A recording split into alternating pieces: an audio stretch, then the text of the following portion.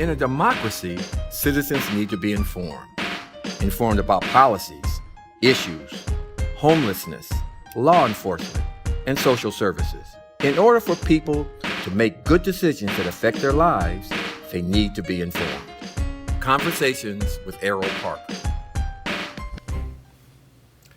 For the last several years, Derek Simpson has been the Executive Director of the Long Beach Community Action Partnership, an anti-poverty agency in this town. And he has lifted this organization out of the doldrums several years ago to a very respected and effective organization in the city.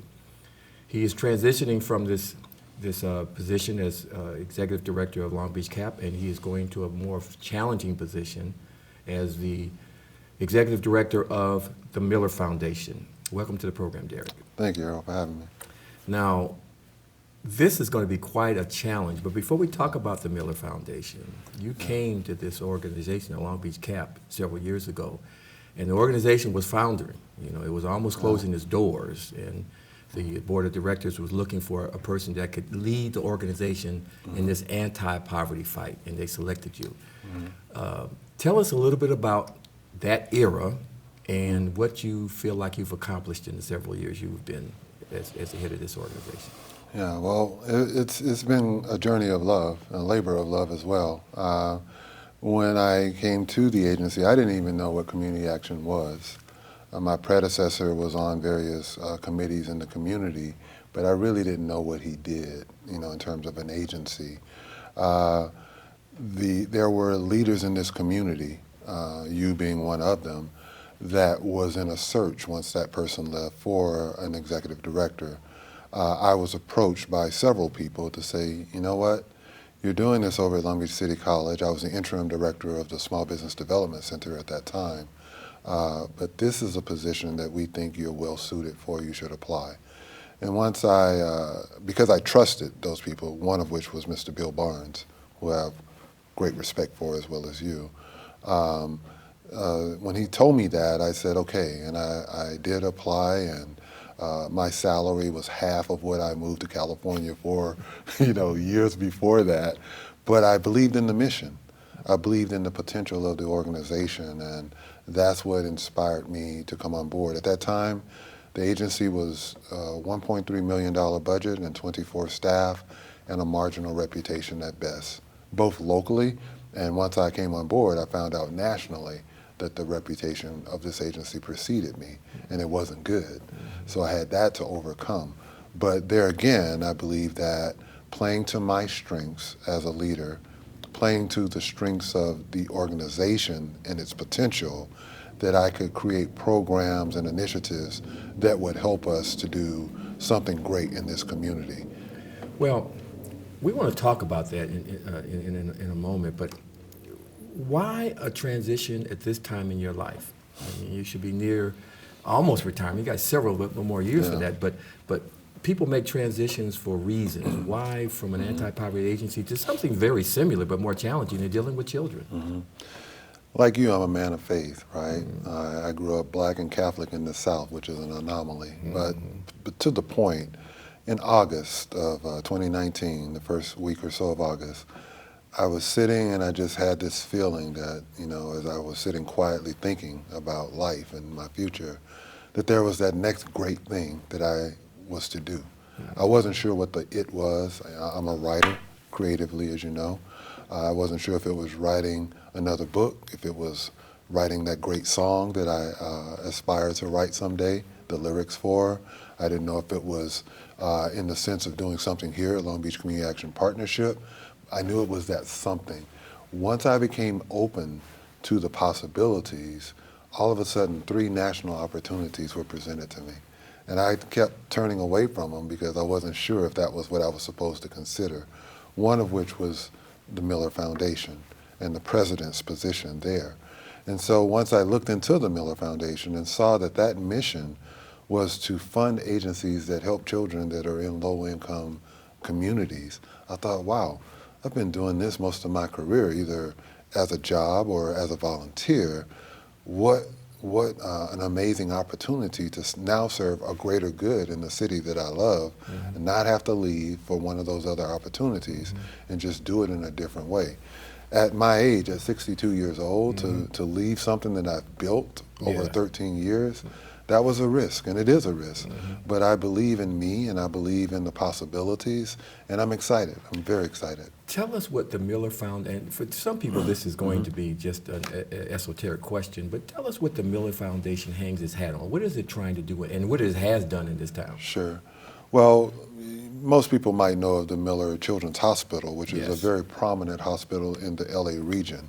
So Erroll and Lorraine Miller are the family that have their name on that hospital, but they also have a family foundation. And as I said earlier, one of the key mission is to serve those families. That health is holistic. Health isn't just about physical health, it's about mental health. It's about the space that you live in being healthy in terms of your community. And so it's addressing the holistic health of the child and of the community. And to me, for instance, they funded upwards of, let's say, 35 nonprofits last year. Now, instead of working with one nonprofit as the executive director, I get to be president of a foundation that's going to fund upwards of 35 nonprofits serving a similar mission. And to me, that's the greater good. And in my vision, I am hopeful that not only can I inspire and facilitate collaborations amongst the nonprofits to work closer together, but also amongst the funders to see how we can better strategically work together to leverage limited resources in this community to serve a great need. That's an art of doing that, of getting the people at the table to collaborate, because people's natural inclination, as you know, Derek, is I want to go at this alone, I'm applying for this grant alone, Right. and I'm going to be in competition with other people. So Right. explain to us what's the art of collaboration and how can you facilitate that? Well, it remains to be seen, but I've been successful nationally. And I think it's basically acknowledging the strengths of everyone at the table, because everyone brings something different. It's like a recipe. I grew up on gumbo in the South. And the thing about good seafood gumbo is that you really don't know what's in there, but you just know when you take the first sip, it's good, right? And so everyone in this community as an individual, no matter how poor you are or rich you are blessed with something inherently that this world needs to realize. Wow. And so how can we lift that up, right? Organizationally speaking, to serve a common focus, right? And that's what I'm hopeful to do, is to say that, leave egos and logos outside the door. We're in here to make change for a greater good. Now, how can we do that? No matter what your title might have been, at this table, all ideas are equal if we're trying to accomplish the same goal. Now, let's zoom back a little bit with the Long Beach Community Action Partnership and Sure. your experiences there. What do you feel like is the most accomplished thing you did with this agency? Wow. To lift it up to a point of service where we paid $4.3 million in utility bills in 2018 Now from that's San phenomenal. Pedro to Azusa. We prepared over 800 tax returns and brought back $1.2 million into this community and saved about $160,000 in fees. So what we're doing is literally what our mantra is. We're helping people and changing lives. I talked to a young man about 2 weeks ago who he grew up over on the west side of Long Beach. His brother was in our program that we took to the White House, the LAMP program, took 11 young men of color, took 12, but only 11 could get in because his brother had already been involved with gangs and the CIA pulled him because of his record already. Wow. Meanwhile, this young man I met with was in 7th grade, let's say, but he was in an after-school program we had created at Century Villages. Fast forward, this young man graduated from a major university as a safety and got a call up to the Colts, to the Baltimore, Indianapolis Colts. When I went to his reception, he's like, saw him outside, he's like, hey, Mr. Simpson, I'm so happy you came. He's like, I just want you to know how much I want to thank you because you saved my life. I'm like, what do you mean? He's like, because you guys created that program, instead of me going with my brother, my older brother, the gangs, the drugs, the other things that he was into, I came to that safe place to do my homework. Your staff cared about us, and I kept my focus on sports. Now, I know that had to make you feel really good for that Erroll, testimony. They talk about dropping the mic. I could have ended my career right there. Right there. you know, because that was a life that I could see change. Now, I know that there are other stories. You know, we have Skylar, who's now the music education director at the Grammy Museum, right? Started out here in Lamp. I remember that. You know, we've got other kids and other stories, but the truth of the matter is there's a lot more that don't have such a happy ending, right? And so the grind never stops. You know, you got to keep working at it. You got to give everybody your all, not knowing where it will fall, but you got to still give, right? And that's important. Now, let's zoom back a little bit again.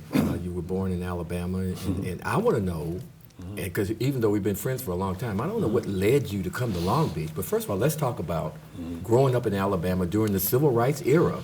And we probably saw a lot of overt racism. And then, how did you get here to Long Beach? First, let's talk about Alabama. Yeah, growing up in Alabama, I had a great childhood. I had a family that loved me, an extended family that loved me. My dad was an only child, but my mom had 8 brothers and sisters total.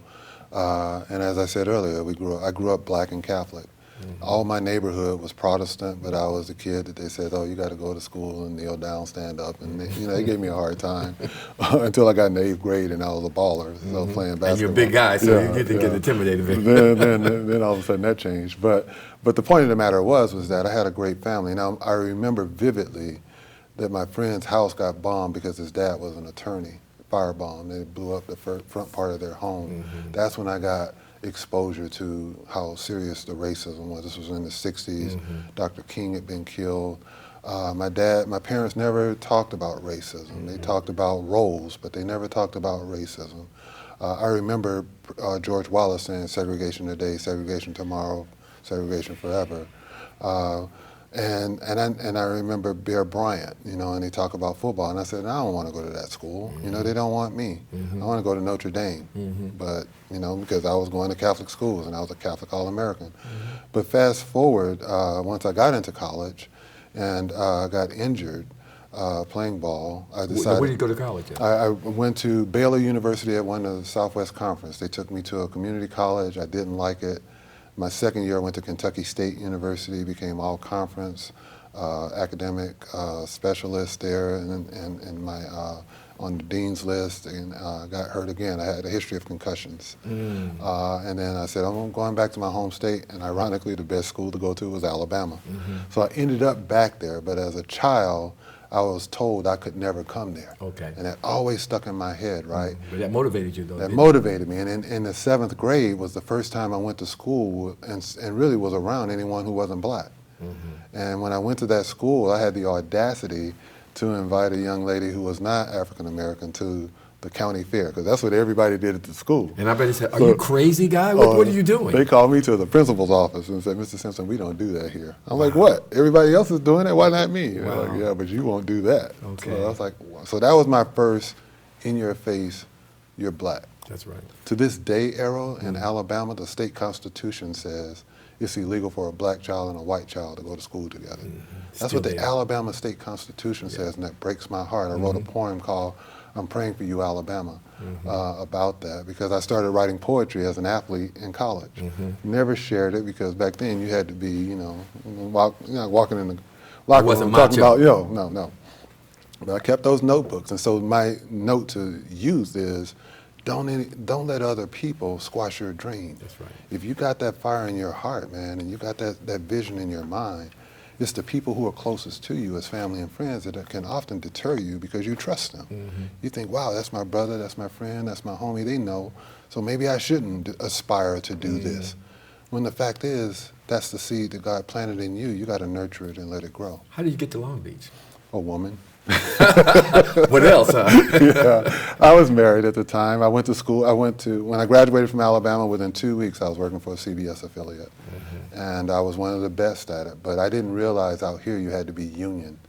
And so when I moved here, what kind of work did you do? I was studio crew chief. I was camera. I started directing 6 and 10 News. So no wonder we have Patnet now because there you go. That was, again, playing to your strengths. But I was married at the time, and she had gotten a gig here. And I thought, wow, we had twins that were 2 years old, my son Austin and daughter Lauren, both of which are Alabama alumni now. And I moved out here, but I didn't get into TV. I got into, my degree said communications, so I started working at Security Pacific Bank in telecommunications. And my career just took different paths. I always wanted to be a general manager of a TV station. But what I didn't realize was that there were no African Americans to ever hold that position. Fast forward now, I created See, that's amazing. a channel here in Long Beach. And I went through the same thing, but Yeah. okay, if I can't do that, I'm going to create my own. That's enterprising, So you always wanted to do what you're doing. Right. You started patenting here. Right. I mean, usually on my show, I don't give these much accolades. I'm hitting people to the wall and say, how did you make that policy state? But Derek Simpson has done a great job in this city, and he's going to continue to do that. But Derek, you're living out a dream. Yeah, I am. And now you're going to transition to the Miller Foundation. Share us your vision of what you're going to bring to that foundation. This old foundation has been here for many, many years. Yeah. I'm excited, Erroll, because the board is excited to have me. I've been overwhelmed by just the way this community has embraced me at every level, knowing they're sad, knowing that I'm leaving Long Beach CAP, those who know me as Derek with Long Beach Community Action Partnership. But my reputation transcends this agency nationally, and I'm blessed to be in that position. So I'm looking forward to bringing my leadership, my perspectives there to say that knowing what I know on the side of the equation where I've asked for grants from the Miller Foundation and other foundations, I can take that knowledge and that institutional wisdom to there to say, okay, from the perspective of being the one who allocates grants, I know what to look for. I know the question is not asked or the answer is not given. I know how to go further as a team of collaboration between organizations, or maybe even collaborations between funders, as you and I were talking earlier, to say, listen, if we're all funding the same agency, how might we do that smarter? I tell you, now that is a tough one right there. I mean, some people go to school to mediate that type of thing. When you got the egos and you got the self-interest, but then you have the rampant poverty that not only is in this city, is not only say rampant, but this distinct poverty in the city and around the country. It stifles me sometimes, Derek, to say, the employment picture is really good, and I'm driving down, I'm seeing in every metropolitan city we have homelessness. Yeah. What are you going to do about, as the president, it's not the CEO, I mean, not the executive director, but the president of the Miller Foundation, to impact the issues that children have in this country, in this city? What are you going to do? Well, it's going to be more so what can I be a part of making happen with those organizations that we fund. So as opposed to being an agency now of providing direct services such as here at Long Beach CAP, I'm a part of a foundation now that funds those types of agencies.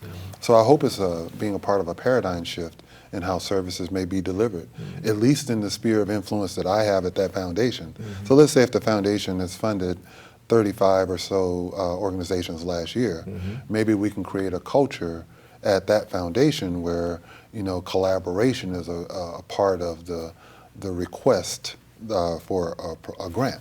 That among the things that you want to do directly, how might collaboration to leverage what we're doing with you be a part of your strategy as well, so that those funds can go further? Because as I mentioned earlier in our conversations, sometimes giving an organization the funds that they ask for is not the best thing to do. Why do you say that? Because here at Long Beach CAP, I'll speak for that, you get excited, you get the grant, the kids come, it's a great program, and all of a sudden the money's gone, but the need isn't gone. That's right. And the kids keep coming back. It's like a water well that went dry. You're still thirsty.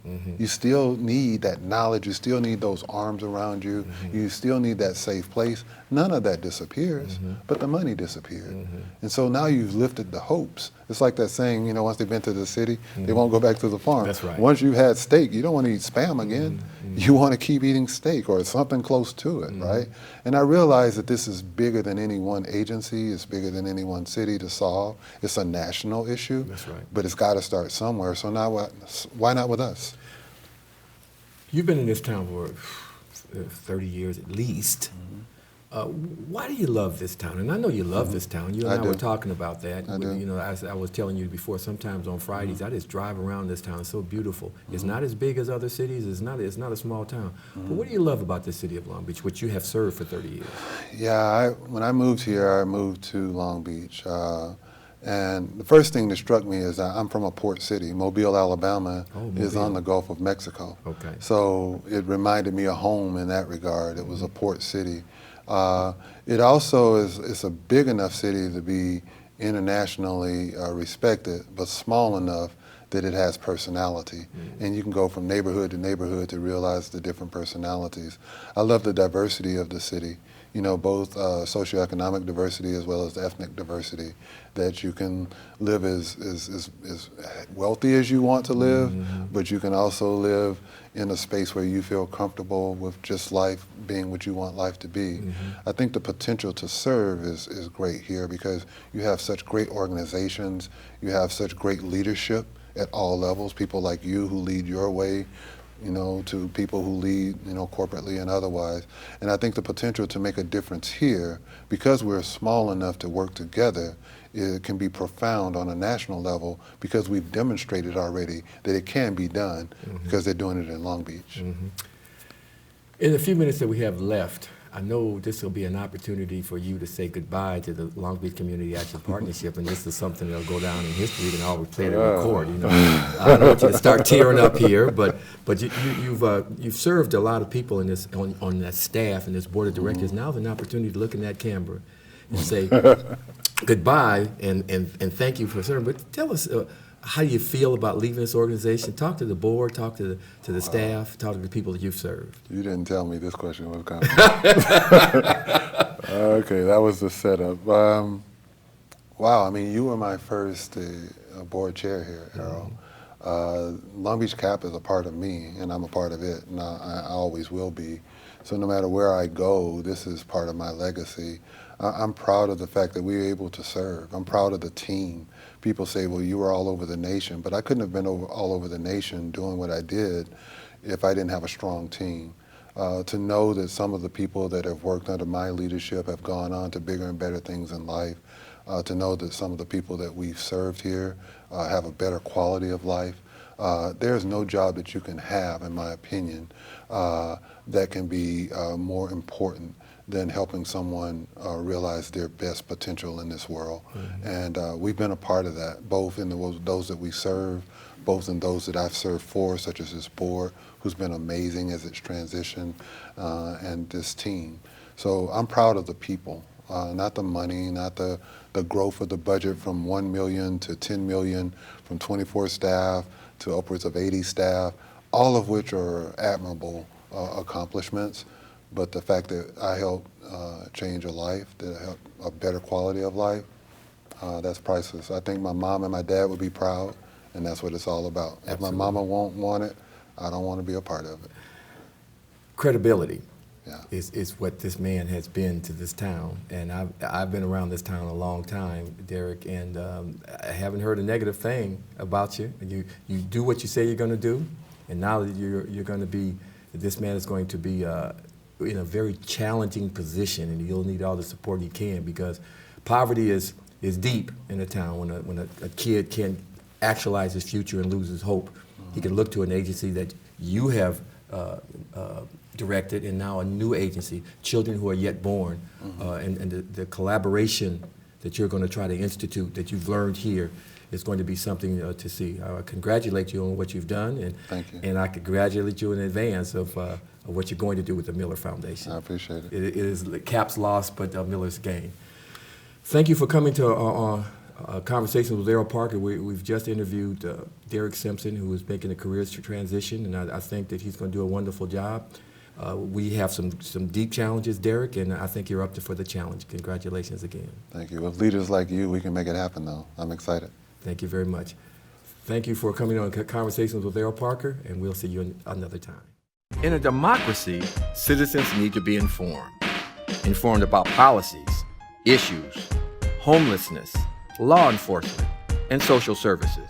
In order for people to make good decisions that affect their lives, they need to be informed. Conversations with Erroll Parker.